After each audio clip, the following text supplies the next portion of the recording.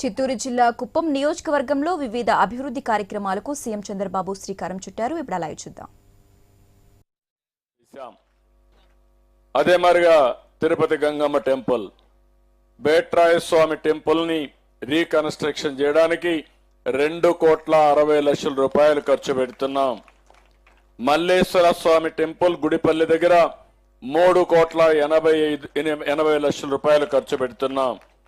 ఇంకొక పక్క రాళ్ల బదుగూరులో కోదండరామస్వామి టెంపుల్ కి 7,85,00,000 రూపాయలు ఖర్చు పెట్టి ఆ టెంపుల్ కూడా అభివృద్ధి చేస్తాం.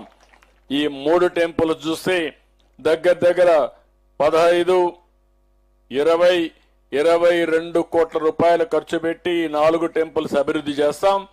భవిష్యత్తులో ఇంకా అవసరమైతే మరికొన్ని టెంపుల్స్ కూడా అభివృద్ధి చేసే బాధ్యత ఈ ప్రభుత్వం తీసుకుంటామని మీ అందరికీ హామీ ఇస్తున్నాను. ఇవన్నీ చేయడం మనం అందరం కూడా ఈరోజు ఒకటే స్లోగన్ మీరు గుర్తుపెట్టుకోవాలి, వెల్తీ, హెల్తీ, హ్యాపీ సొసైటీ. అవసరమైతే పిల్లలందరూ ఉన్నారు, పెద్దలందరూ ఉన్నారు, కుప్పం అంతా ఉన్నారు. సండే హ్యాపీ సండేగా మీరు జరుపుకోవాలి. ప్రతి సండే బయట వచ్చి ఇదే విధంగా మనకు నచ్చిన విధంగా మనం ఎంజాయ్ చేసే పరిస్థితిలో ఉండాలి. నేను ముఖ్యమంత్రిగా ఉన్నప్పుడు 2014లో హ్యాపీ సండే పెట్టాను. సండే ఏమీ పని చేయక్కర్లేదు, రోడ్డు మీదకి వచ్చి మీకు నచ్చిన విధంగా మీరు కొంతమంది పిల్లలు బాగా కూచిపూడి వేశారు, కొంతమంది ఇంకా కల్చరల్ ప్రోగ్రామ్స్ బ్రహ్మాండంగా చేస్తారు, కొంతమంది ఆర్ట్స్ లో చాలా బాగుంటారు, కొంతమంది పెయింటింగ్ లో చాలా బాగుంటారు. మీకు నచ్చిన విషయాలన్నీ చేసి 10 మందిలో అవన్నీ ఎగ్జిబిట్ చేసి 10 మందిని కూడా ఉత్సాహపరిచే విధంగా మనం కార్యక్రమాలు చేయాల్సిన అవసరం ఉంది. కొన్ని దేశాల్లో ఇలాంటి పనులు చేశారు. అందుకే నేను కూడా ఆలోచిస్తున్నా, హ్యాపీ సండే పెట్టుకొని కమ్యూనిటీని కూడా నెట్వర్క్ చేయడం. మీరు మీ ఇంట్లో మీరు కూర్చోవడం కాకుండా రోడ్డు మీదకి వచ్చి మీ ప్రాంతం అందరితో కలిసి ఉంటే దానివల్ల మీకు ఎంతో శక్తి వస్తుంది, ఆనందం వస్తుంది, స్ట్రెస్ పోతుంది, ఆహ్లాదకరంగా ఉంటుంది. అలాంటి అట్మాస్ఫియర్ని మనం క్రియేట్ చేసుకోవాల్సిన అవసరం ఉంది. నేను ఎప్పుడు కూడా కుప్పం నాకు ఒక ప్రయోగశాల. ఇప్పుడు కాదు, 40 ఏళ్ల నుంచి నేను సమైక్య ఆంధ్రప్రదేశ్లో కూడా నేను కుప్పంలో ప్రారంభించి రాష్ట్రం అంతా దాన్ని అమలు చేశాను. ఇప్పుడు కూడా అలాంటి ఆలోచనలు చేస్తున్నాను. నాకు ఏదైనా స్ఫూర్తి ఇస్తుందంటే అది కుప్పం ప్రజానీకమని మరొక్కసారి మీ అందరికీ తెలియజేస్తున్నా.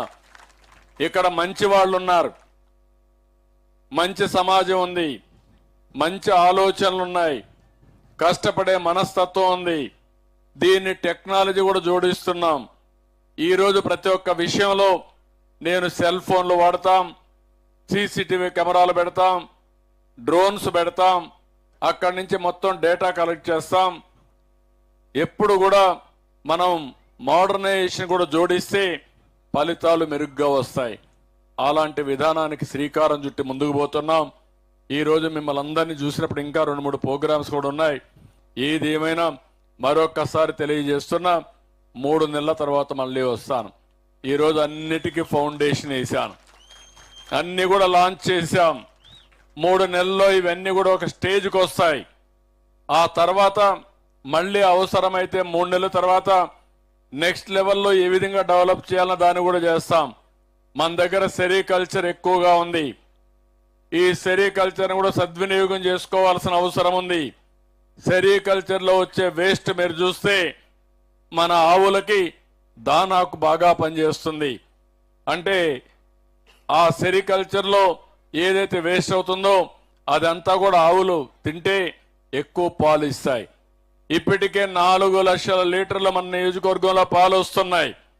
భవిష్యత్తులో దీన్ని 10 లక్షల లీటర్లు తీసుకెళ్లి కుప్పం నియోజకవర్గం లోపలనే 10 లక్షల మిల్క్ ఉత్పత్తి చేయాలనే ఆలోచనతో ఈ ప్రభుత్వం ముందుకు వస్తున్నామని చెప్పి కూడా నేను మీకు తెలియజేసుకుంటున్నా.